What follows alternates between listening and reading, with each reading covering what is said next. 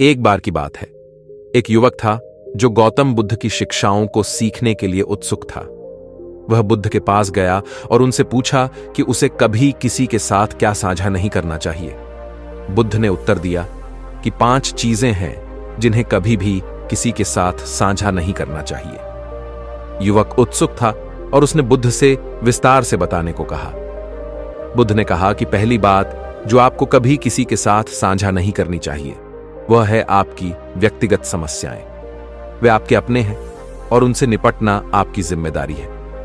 आपको किसी विश्वसनीय स्रोत से मार्गदर्शन और सलाह लेनी चाहिए, लेकिन आपको उन्हें कभी भी हर किसी के साथ साझा नहीं करना चाहिए। दूसरी चीज जो आपको कभी साझा नहीं करनी चाहिए वह है आपकी वित्तीय स्थिति। आपका धन मित्रों और शत्रुओं दोनों को आकर्षित कर सकता है। लोग आपके धन के लिए आपसे मित्रता कर सकते हैं और शत्रु उसे पाने के लिए आपको नुकसान पहुंचा सकते हैं। इसलिए अपनी वित्तीय स्थिति को निजी रखें। तीसरी चीज जो आपको कभी साझा नहीं करनी चाहिए वह है आपके अच्छे कर्म। अच्छे कार्य निःस्वार्थ भाव से किए जाने चाहिए और इसका उद्देश्य प्रशंसा या मान्यता प्राप्त करना नहीं है। इसलिए अपने अच्छे कर्म अपने तक ही सीमित रखें। चौथी चीज जो आपको कभी साझा नहीं करनी चाहिए वह है आपकी पारिवारिक समस्याएं। पारिवारिक समस्याएं संवेदनशील हो सकती हैं और उन्हें संभालना आपकी जिम्मेदारी है। इन्हें दूसरों के साथ साझा करने से फायदे की बजाय नुकसान ज्यादा हो सकता है। और अंतिम चीज जो आपको कभी साझा नहीं करनी चाहिए वह है आपकी आध्यात्मिक साधना। आपकी साधना व्यक्तिगत है और यह आप पर निर्भर है कि आप इसका अभ्यास कैसे करना चुनते हैं। इसे दूसरों के साथ साझा करने से गलतफहमियां पैदा हो सकती हैं और यह आपके अभ्यास की शक्ति को भी कमजोर कर सकता है। युवक ने बुद्ध की शिक्षाओं को ध्यान से सुना और उन्हें हृदयंगम कर लिया। उन्होंने महसूस किया कि ये शिक्षाएं न केवल उनके अपने जीवन पर लागू होती हैं बल्कि दूसरों पर भी लागू होती हैं। वह बुद्ध की उपस्थिति से प्रेरित और प्रबुद्ध महसूस कर रहा था। उस दिन से युवक ने बुद्ध की शिक्षाओं के अनुसार अपना जीवन व्यतीत किया। वह दूसरों के लिए प्रेरणा का स्रोत बन गए और उनका जीवन आनंद और शांति से भर गया। उन्होंने समझा कि इन 5 चीजों को निजी रखना न केवल हमें नुकसान से बचाता है बल्कि हमें सच्ची प्रामाणिकता का जीवन जीने की अनुमति भी देता है। जैसे जैसे वह युवक अपनी यात्रा पर आगे बढ़ता गया, उसकी मुलाकात कई ऐसे लोगों से हुई जो व्यक्तिगत समस्याओं, वित्तीय कठिनाइयों और पारिवारिक समस्याओं से जूझ रहे थे। उन्होंने बौद्ध शिक्षाओं को याद किया और अपने व्यक्तिगत अनुभवों को साझा करने से परहेज किया, बल्कि उन्हें प्रोत्साहन और मार्गदर्शन के शब्दों की पेशकश की। उन्होंने यह भी देखा कि बहुत से लोग अपने अच्छे कार्यों और आध्यात्मिक प्रथाओं के बारे में घमंड करते थे, लेकिन वह विनम्र बने रहे और अपनी प्रथाओं को अपने तक ही सीमित रखा। इससे उन्हें अपनी आध्यात्मिक साधना को गहरा करने और दूसरों के प्रति सच्ची करुणा और सहानुभूति विकसित करने में मदद मिली। जैसे जैसे समय बीतता गया, एक युवक की प्रतिष्ठा बढ़ती गई और कई लोग मार्गदर्शन और सलाह के लिए उसके पास आने लगे। उन्होंने बौद्ध शिक्षाओं के अनुसार जीवन जीना जारी रखा और उनका जीवन सच्ची प्रामाणिकता और निष्ठा का उदाहरण बन गया। वर्षों बाद वह युवक बूढ़ा हो गया और जब वह मृत्युशैया पर लेटा तो उसे एहसास हुआ कि उसने एक पूर्ण जीवन जिया है। उन्होंने कई लोगों की मदद की थी और अपना जीवन उद्देश्य और अर्थ के साथ जिया था। जैसे ही उन्होंने अपनी आखिरी सांस ली, वह मुस्कुराए और उन 5 चीजों के बारे में सोचा जो बुद्ध ने उन्हें सिखाई थी।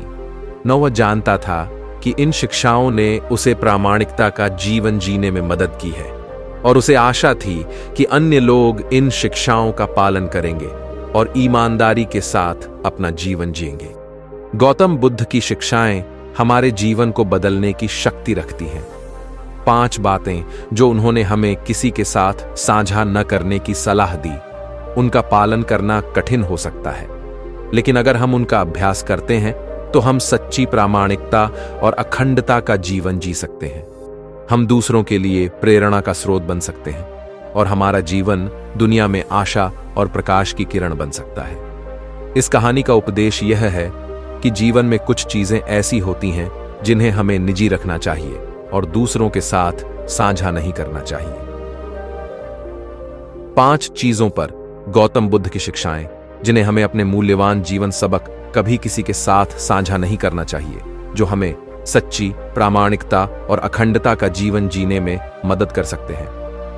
अपनी व्यक्तिगत समस्याओं, वित्तीय स्थिति, अच्छे कार्यों, पारिवारिक मुद्दों और आध्यात्मिक प्रथाओं को अपने तक रखकर हम खुद को नुकसान से बचा सकते हैं, दूसरों के साथ अपने संबंधों को गहरा कर सकते हैं और अपने आसपास के लोगों के लिए सच्ची सहानुभूति और करुणा विकसित कर सकते हैं।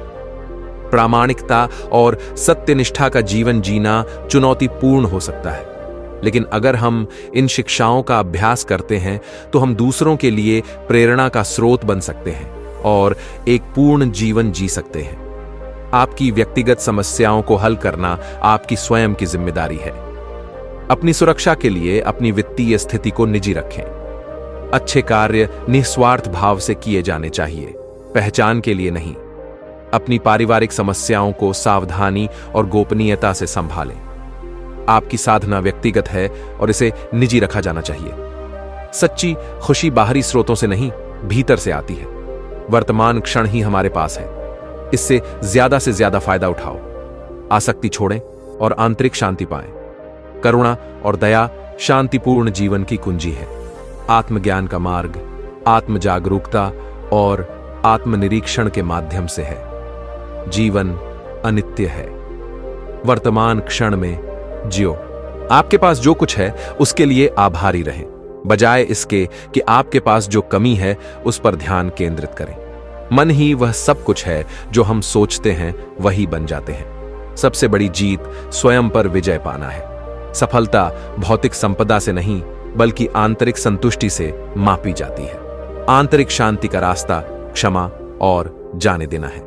अतीत या भविष्य की चिंता किए बिना वर्तमान क्षण में जिए। शांति भीतर से आती है, बाहरी स्रोतों से नहीं। आपके विचार और कार्य आपकी वास्तविकता निर्धारित करते हैं। परिवर्तन को गले लगाएं। यह जीवन में एकमात्र स्थिरांक है। जीवन में साधारण चीजों में आनंद खोजें। आपके पास जो कुछ है उसमें संतुष्टि ही सबसे बड़ा धन है। सबसे शक्तिशाली हथियार प्रेम और करुणा है। सादगी शांतिपूर्ण जीवन की कुंजी है। जो अब आपके काम नहीं आता उसे छोड़ना सीखें। सच्ची स्वतंत्रता मन की सीमाओं से मुक्ति है। खुशी मन की एक अवस्था है, कोई मंजिल नहीं। आपके विचार और कार्य आपकी वास्तविकता बनाते हैं। उन्हें बुद्धिमानी से चुनें। सच्चा ज्ञान भीतर से आता है, बाहरी स्रोतों से नहीं। शांति की शुरुआत मुस्कुराहट, दया और सभी प्राणियों के प्रति करुणा से होती है। खुशी की कुंजी इरादे और उद्देश्य के साथ जीना है। अपने अहंकार को त्यागें और आंतरिक शांति पाएं। आपका जीवन आपके विचारों का प्रतिबिंब है, उन्हें सकारात्मक बनाएं। सच्ची ताकत आपके डर और शंकाओं पर काबू पाने से आती है। आपको खुश करने के लिए दूसरों का इंतजार न करें, अपने भीतर खुशी खोजें। वर्तमान क्षण एक उपहार है, इसीलिए इसे वर्तमान कहा जाता है। आत्मखोज की यात्रा आजीवन चलती है, इसका आनंद लें। मन एक बगीचे की तरह है, आप जो योजना बनाते हैं वही आपको मिलता है। सच्चा सुख लेने में नहीं, देने में है। नकारात्मकता पर बर्बाद करने के लिए जीवन बहुत छोटा है। सकारात्मक पर ध्यान दें।